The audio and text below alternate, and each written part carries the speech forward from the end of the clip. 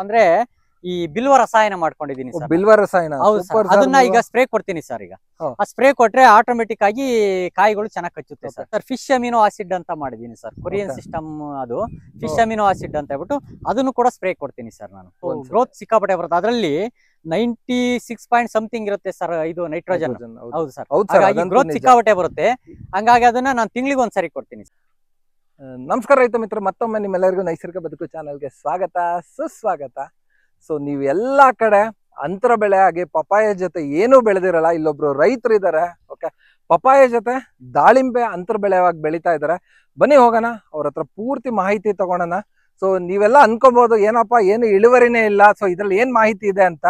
ಬನ್ನಿ, ನಿಮ್ಗೆ ಈ ವಿಡಿಯೋದಲ್ಲಿ ಡೀಟೇಲ್ ಆಗಿ ಗೊತ್ತಾಗುತ್ತೆ ಪಪಾಯ ಬೆಳೆ ಎಷ್ಟು ಕಷ್ಟ ಇದೆ ಬೆಳೆಯೋದು, ಸೊ ಅದು ಎಷ್ಟು ಸೂಕ್ಷ್ಮವಾಗಿದೆ ಅಂತ, ಅದಕ್ಕೆ ಏನೇನ್ ಮಾಡ್ಬೇಕು ಅಂತ ಪ್ರತಿಯೊಂದು ಸರ್ ಹೇಳ್ತಾರೆ. ಬನ್ನಿ ಹೋಗತ್ತ ಸರ್ ಹತ್ರ, ಸೊ ತಿಳ್ಕೊಳ್ಳೋಣ ಯಾವ ತರ ಬೆಳೆದಿದ್ದಾರೆ ಅಂತ. ನಮಸ್ತೆ ಸರ್, ನನ್ನ ಹೆಸರು ವೆಂಕಟೇಶ್ ಅಂತ ಹೇಳ್ಬಿಟ್ಟು ಅಜ್ಜೇನಹಳ್ಳಿ ಗ್ರಾಮ, ಕೊರಟಗೆರೆ ತಾಲೂಕ್, ತುಮಕೂರು ಡಿಸ್ಟಿಕ್ ಸರ್. ನಾನು ಫುಲ್ ನ್ಯಾಚುರಲ್ ಆಗಿ ಪಪ್ಪಾಯ ಬೆಳೀತಾ ಇದ್ದೀನಿ ಸರ್. ನ್ಯಾಚುರಲ್ ಆಗಿ ಪಪಾಯ ಬೆಳೀತಾ ಇದ್ದೀರಾ? ಪಪ್ಪಾಯಿ ಮತ್ತೆ ದಾಳಿಂಬೆ ಎರಡು. ಪಪಾಯಿಯಲ್ಲಿ ದಾಳಿಂಬೆ ಅಂತರ ಬೆಳೆಯಾಗಿ ದಾಳಿಂಬೆ. ನೋಡಿ ರೈತ ಮಿತ್ರ, ಎಲ್ಲೂ ಕೂಡ ನಾವು ನೋಡಿಲ್ಲ ಇಲ್ಲಿವರೆಗೂ ಪಪಾಯದಲ್ಲಿ ಅಂತರ್ ಬೆಳೆಯಾಗಿ ದಾಳಿಂಬೆ ಅಂತ. ಸರ್ ನಿಮ್ಗೆ ಪಪಾಯ ಜೊತೆ ದಾಳಿಂಬೆ ಬೆಳೀತಾ ಇದ್ರ? ಮತ್ತೆ ಸರ್ ತುಂಬಾ ಜನ ಪಪಾಯ ರೋಗ ಬರುತ್ತೆ, ವೈರಸ್ ಬರುತ್ತೆ, ಅದ್ ಬರುತ್ತೆ ಇದ್ ಬರುತ್ತೆ ಅಂತ ತುಂಬಾ ಜನ ಹೇಳ್ತಾರೆ ಸರ್. ಓಕೆ, ಇಲ್ಲಿ ನೋಡಿದ್ರ ಯಾವ್ದೇ ಗಿಡ ನೋಡಿದ್ರು ಒಂದ್ ಸಣ್ಣ ಪ್ರಮಾಣದ ವೈರಸ್ ಕೂಡ ಇಲ್ಲ ಸರ್ ಇದ್ರಲ್ಲಿ. ಮತ್ತೆ ಎಲ್ಲ ಆಲ್ರೆಡಿ ಫಸ್ಲು ಸ್ಟಾರ್ಟ್ ಆಗ್ತಿದೆ. ತುಂಬಾ ಜನ ತಲೆಯಲ್ಲಿ ಇರಬಹುದು ರೈತ ಮಿತ್ರ, ಯಾಕೆ ಇವರು ಈ ವಿಡಿಯೋ ಮಾಡ್ತಾ ಇದ್ರೆ ಒಂಚೂರು ಫಸ್ಲು ಬಂದಿಲ್ಲ ಏನು ಬಂದಿಲ್ಲ ಅಂತ. ಆಕ್ಚುಲಿ ತುಂಬಾನೇ ಚಾನೆಲ್ಗಳಲ್ಲಿ ಬರೀ ಫಸ್ಲು ತೋರಿಸಿ ಅಷ್ಟ್ ಲಕ್ಷ ಆದಾಯ ಇಷ್ಟ್ ಲಕ್ಷ ಆದಾಯ ಅಂತ ಹೇಳ್ತಾರೆ. ಬಟ್ ನಿಮ್ಗೆ ಯಾರಿಗೂ ಗೊತ್ತಿದೆಯಲ್ಲ ಗೊತ್ತಿಲ್ಲ, ನಾನು ಒಬ್ಬ ಪಪ್ಪಾಯ ಬೆಳೀತಾ ಇರೋದ್ರಿಂದ ಸೊ ಪಪ್ಪಾಯ ಬೆಳೆಯೋದು ಅಷ್ಟು ಈಸಿ ಅಂತೂ ಅಲ್ವೇ ಇಲ್ಲ. ನೋಡಕ್ ತುಂಬಾ ಸಣ್ಣ ಗಿಡ, ಒಂದ್ ಸ್ವಲ್ಪನೂ ಇದು ನೀವು ಚೇಂಜಸ್ ಆದ್ರೂ ಎಲ್ಲ ನಿಮ್ಮ ಬೆಳೆ ಹಂಗೆ ಕುಂಠಿತವಾಗಿ ಹೋಗ್ಬಿಡುತ್ತೆ. ಒಳ್ಳೆ ಮಗು ತರ ಸಾಕ್ಬೇಕು ಆಕ್ಚುಲಿ ಪಪಾಯನ. ಸರ್ ಇದು ನಿಮ್ಗೆ ಎಷ್ಟು ತಿಂಗಳದ್ದು ಸರ್ ಇದು ಪಪಾಯ? ಸರ್ ಇದು ಜನವರಿನಲ್ಲಿ ಸರ್ ನಾನು ಹಾಕಿದ್ದು. 5-6 ತಿಂಗಳು ಗಿಡ ಸರ್. 5-6 ತಿಂಗಳು ಚೆನ್ನಾಗ್ ಬಂದಿದೆ ಸರ್. ಒಳ್ಳೆ ಗ್ರೋತ್ ಬಂದಿದೆ. ಆಲ್ರೆಡಿ ಹೂವಾಗಿ ಒಂದ್ ಚಿಕ್ಕದೊಂದು ಪೀಚು ಆಗಿದೆ. ಹೌದು ಸರ್, ಆಗ್ತಾ ಇದೆ ಸರ್. ನೀವು ಇದನ್ನ ಎಲ್ಲಿಂದ ತಂದ್ರಿ ಸರ್? ಸರ್ ಇದು ನಾವು ಒಂದು ನರ್ಸರಿ, ಮಲ್ಸಂದ್ರದ ಹತ್ರ ನರ್ಸರಿನಲ್ಲಿ ತಗೊಂಡ್ಬಂದ್ವಿ ಸರ್ ಸಸಿನ. ಅಲ್ಲಿ ತಗೊಂಡ್ಬಂದು ಮತ್ತೆ ನಾವು ನಾಟಿ ಮಾಡಿ ಇದನ್ನ ಇಟ್ಟಿದಾಗಿನಿಂದಲೂ ಕೂಡ ಬರೀ ಗೋಕೃಪಾಮೃತ, ಜೀವಾಮೃತ ಸ್ಪ್ರೇ ಕೊಟ್ಕೊಂಡು ಬೆಳೆಸಿದ್ದೀನಿ. ಬಿಟ್ರೆ ಯಾವುದೇ ರೀತಿಯಾದಂತ ರಾಸಾಯನಿಕ ಆಗ್ಲಿ ಮತ್ತೆ ಯಾವುದೇ ರೀತಿಯಾದಂತ ಗೊಬ್ಬರನು ಕೊಟ್ಟಿಲ್ಲ ಸರ್.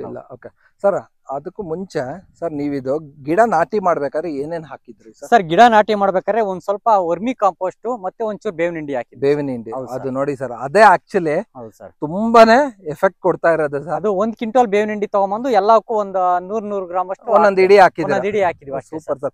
ಸರ್ ಒಟ್ಟು ಇದು ಎಷ್ಟು ಎಕರೆ ಇದೆ ಸರ್? ಸರ್ ಇದು 1 ಎಕರೆ 1.5 ಎಕರೆ ಬರುತ್ತೆ ಸರ್. 1.5 ಎಕರೆ ಎಷ್ಟು ಪಪಾಯ ಹಾಕಿ ಸರ್? 1 ಎಕರೆ ಪಪಾಯ ಮಾಡಿದೀನಿ ಸರ್. ಅದ್ರಲ್ಲಿ ಎಷ್ಟು ಪಪಾಯ ಗಿಡ ಹಾಕಿ ಸರ್? 400 ಪಪಾಯ ಮತ್ತೆ 400 ದಾಳಿಂಬೆ ಮಾಡಿದೀನಿ. 400 ದಾಳಿಂಬೆ? ಹೌದು ಸರ್. ದಾಳಿಂಬೆ ಇದು ಇನ್ನು ಸ್ವಲ್ಪ ಇವಾಗಿನ ಹೊಸ ಗಿಡ? ಹೌದು ಸರ್, ಹೊಸ ಗಿಡ ಸರ್. ಆ ಕಡೆ ಇದೆ ನೋಡಿ ಸರ್, ಅಲ್ಲಿ ಈ ಕಡೆ ಎಲ್ಲ ಸ್ವಲ್ಪ ಗ್ರೋತಿಂಗು. ಇದು ನಾವು ನ್ಯಾಚುರಲ್ ನೋಡಿ ಸರ್, ಹಾಗಾಗಿ ನಿಧಾನ ಬೆಳವಣಿಗೆ. ಹೌದೌದು ಸರ್. ಸರ್ ನಿಧಾನಕ್ಕೆ ಬರ್ಬೇಕು ಸರ್. ಹೌದು ಸರ್. ದಿಢೀರ್ ಅಂತ ಬಂದು ಒಂದಷ್ಟು ರೋಗ ಕೊಟ್ಟು ಹೌದು ಸರ್.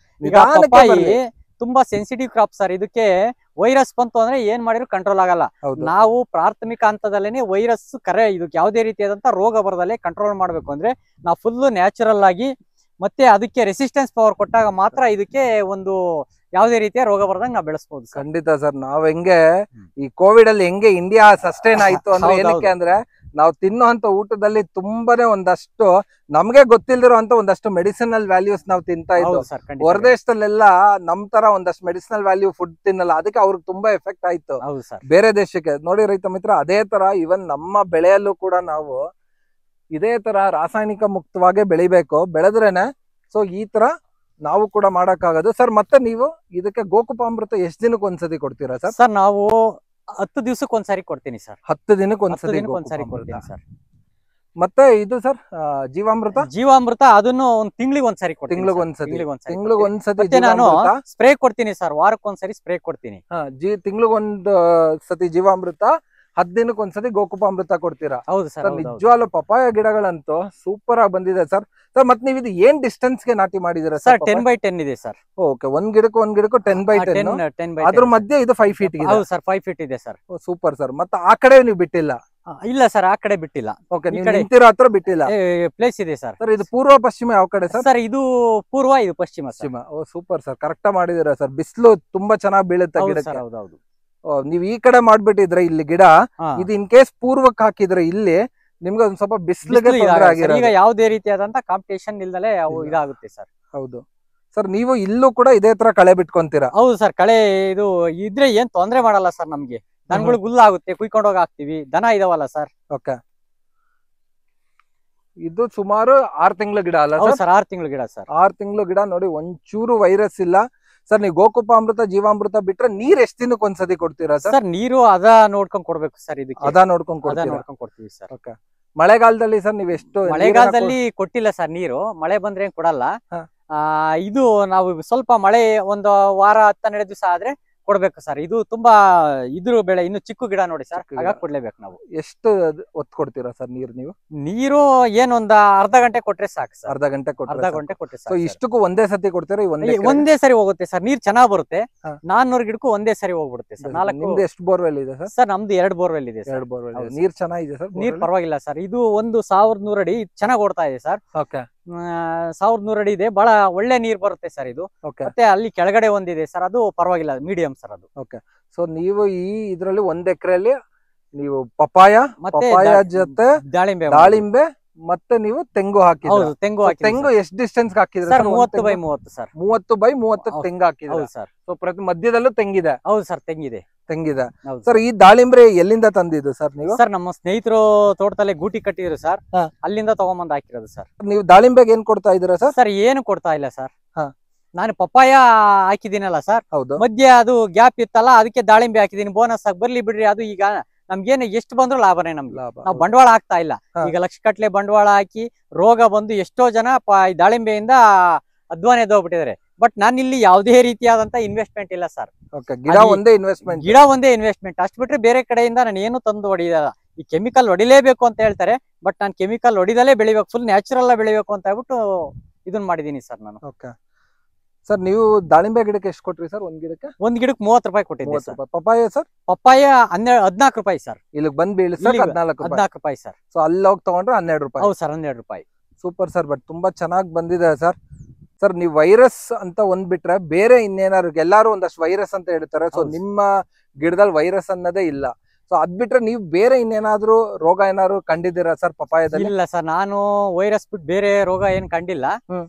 ಬಟ್ ನಮ್ ತೋಟದಲ್ಲಿ ಅದು ಇಲ್ಲ ಸರ್, ವೈರಸ್ ಇಲ್ಲ. ಬಟ್ ನಿಮ್ಮಲ್ಲಿ ಇದೇನು ಹೂವು ಉದ್ರೋಗದ ಆತರದ್ ಏನು ಇನ್ನೂ ಇಲ್ಲ ಸರ್. ಈಗ ಸ್ಟಾರ್ಟ್ ಆಗ್ತಾ ಇದೆ ಹೂವು.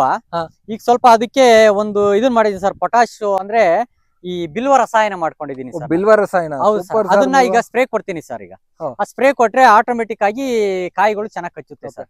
ಬಿಲ್ವ ರಸಾಯನ ಅಂದ್ರೆ ಯಾವ ತರ ಮಾಡ್ತೀರಾ ಸರ್ ನೀವು? ಸರ್ ಬಿಲ್ವ ರಸಾಯನ ಅಂದ್ರೆ ಈಗ ಬಿಲ್ಪತ್ರೆ ಕಾಯಿ ತಗೊಂಡ್ಬರ್ತೀವಿ ಸರ್. ಹೋಗಿ ಒಂದು 2-3 kg ಅಷ್ಟು ಬಿಲ್ಪತ್ರೆ ಕಾಯಿ ತಗೊಂಡ್ಬಂದ್ಬಿಟ್ಟು ಚೆನ್ನಾಗಿ ಅದನ್ನ ಒಳಗೊಳ್ದೆಲ್ಲ ಪಲ್ಪ್ ತಕೊಂಡ್ಬಿಟ್ಟು, ಮತ್ತೆ ಇದಿರುತ್ತಲ್ಲ ಸರ್ ಮೇಲ್ಗಡೆ ಅದನ್ನು ಚೆನ್ನಾಗಿ ಗೆಜ್ಬಿಟ್ಟು ಅದನ್ನೆಲ್ಲ ಮಿಕ್ಸ್ ಮಾಡ್ಬಿಟ್ಟು ಒಂದು 10 ಲೀಟರ್ ನೀರಲ್ಲಿ ಹಾಕ್ಬಿಟ್ಟು, ಇದು ಬಿಲ್ಪತ್ರೆ ಕಾಯಿ ಎಷ್ಟು kg ಇರುತ್ತೋ ಅಷ್ಟು kg ಬೆಲ್ಲ ಹಾಕ್ಬಿಟ್ಟು ಒಂದು 3 ತಿಂಗಳು ಬಿಟ್ಬಿಡ್ತೀವಿ ಸರ್. ಅದನ್ನ 3 ತಿಂಗಳು ಬಿಡ್ಲೇಬೇಕು ಸರ್. 1 ತಿಂಗಳು ರೆಡಿ ಆಗುತ್ತೆ ಅಂತ ಹೇಳ್ತಾರೆ, ಬಟ್ 3 ತಿಂಗಳು ಬಿಟ್ರೆ ಅದು ಒಳ್ಳೆ ಕ್ವಾಲಿಟಿಯಾಗಿ ರೆಡಿ ಆಗುತ್ತೆ ಸರ್. ಅದನ್ನ ನಾವು ಒಂದು 15 ಲೀಟರ್ ಡ್ರಮ್ಗೆ ಒಂದು ಅರ್ಧ ಲೀಟರ್ ಹಾಕೊಂಡು ಸ್ಪ್ರೇ ಕೊಡ್ತೀವಿ ಸರ್. ಒಳ್ಳೆ ಅದ್ಭುತವಾದಂತ ರಿಸಲ್ಟ್ ಬರುತ್ತೆ ಸರ್. 15 ಲೀಟರ್ ಸ್ಪ್ರೇಯರ್ ಕ್ಯಾನ್ಗೆ ಅರ್ಧ ಲೀಟರ್ ಅದನ್ನ ಹಾಕೊಳ್ತೀವಿ ಸರ್. ಓಕೆ, ಸೊ ಇದ್ ನೀವು ಮಾಡೋ ವಿಧಾನ ಏನಂದ್ರೆ, ನಿಮ್ದು ಬಿಲ್ಪತ್ರೆ ಹಣ್ಣು ಎಷ್ಟಿರುತ್ತೆ ಅಷ್ಟೇ ಕೆಜಿ ಬೆಲ್ಲ ತಗೊಂತೀರ. ತಗೊಂಡು ಹತ್ತತ್ರ 3 ತಿಂಗಳು ಕೊಳೆ 3 ತಿಂಗಳು ಕೊಳೆ ಹಾಕ್ಬೇಕು ಸರ್ ಅದನ್ನ. ಹೌದು ಸರ್, ಚೆನ್ನಾಗಿದೆ ಸರ್ ಇದು. ಮತ್ತೆ ಇದಕ್ಕೆ ಇನ್ನೊಂದು ಸರ್ ಫಿಶ್ ಅಮಿನೋ ಆಸಿಡ್ ಅಂತ ಮಾಡಿದೀನಿ ಸರ್. ಕೊರಿಯನ್ ಸಿಸ್ಟಮ್ ಅದು ಫಿಶ್ ಅಮಿನೋ ಆಸಿಡ್ ಅಂತ ಹೇಳ್ಬಿಟ್ಟು ಅದನ್ನು ಕೂಡ ಸ್ಪ್ರೇ ಕೊಡ್ತೀನಿ ಸರ್ ನಾನು. ಅದೆಷ್ಟು ದಿನಕ್ಕೆ ಒಂದ್ಸತಿ ಸ್ಪ್ರೇ ಕೊಡ್ತೀರಾ ಸರ್? ಅದು ತಿಂಗಳಿಗೆ ಒಂದ್ಸರಿ ಕೊಡ್ತೀನಿ ಸರ್. ಅದು ಗ್ರೋತ್ ಸಿಕ್ಕಾಪಟ್ಟೆ ಬರುತ್ತೆ. ಅದರಲ್ಲಿ 96 ಪಾಯಿಂಟ್ ಸಮಥಿಂಗ್ ಇರುತ್ತೆ ಸರ್ ಇದು ನೈಟ್ರೋಜನ್. ಹೌದು ಸರ್, ಹಾಗಾಗಿ ಗ್ರೋತ್ ಸಿಕ್ಕಾಪಟ್ಟೆ ಬರುತ್ತೆ. ಹಂಗಾಗಿ ಅದನ್ನ ನಾನು ತಿಂಗಳಿಗೆ ಒಂದ್ಸರಿ ಕೊಡ್ತೀನಿ. ಕರೆಕ್ಟ್ ಸರ್, ನೀವ್ ಹೇಳ್ದಂಗೆ ಈ ಫಿಶ್ ಅಮಿನೋ ಆಸಿಡ್ ಅಲ್ಲಿ ನಾವು ಕಾಸು ಕೊಟ್ಟು ತಂದ್ರು ಕೂಡ ನೈಟ್ರೋಜನ್ ಅಂಶ ಅಷ್ಟು ಇರೋದಿಲ್ಲ ಸರ್. ನೀವು ಕಾಸು ಕೊಟ್ಟು ತರೋ ಹೊರಗಡೆ ತರೋ ನೈಟ್ರೋಜನ್ ಏನ್ ತರ್ತೀರೋ NPK ಅದ್ರಲ್ಲಿ ಬರೀ 70 ಇಲ್ಲ ಅಂದ್ರೆ 50% ಇರುತ್ತೆ ಸರ್. ನಮ್ ಫಿಶ್ ಅಮಿನೋ ಆಸಿಡ್ ಅಲ್ಲಿ ತುಂಬಾ ಹೆಚ್ಚಿನ ಪ್ರಮಾಣದ ನೈಟ್ರೋಜನ್ ಇರುತ್ತೆ. ಸೊ ಅದರಿಂದಾಗಿ ಗಿಡದ ಬೆಳವಣಿಗೆ ತುಂಬಾನೇ ಹೆಚ್ಚಾಗುತ್ತೆ. ನೋಡಿದ್ರಲ್ಲ ರೈತ ಮಿತ್ರ ಯಾವ ತರ ಮಾಡಿದಾರೆ ಅಂತ ಪಪಾಯ ಗಿಡ. ಸೊ ನೀವು ಕೂಡ ಪಪಾಯ ಬೆಳೆಯಂಗಿದ್ರೆ ಆದಷ್ಟು ನೈಸರ್ಗಿಕ ರೀತಿಯಲ್ಲಿ ಬೆಳೀರಿ.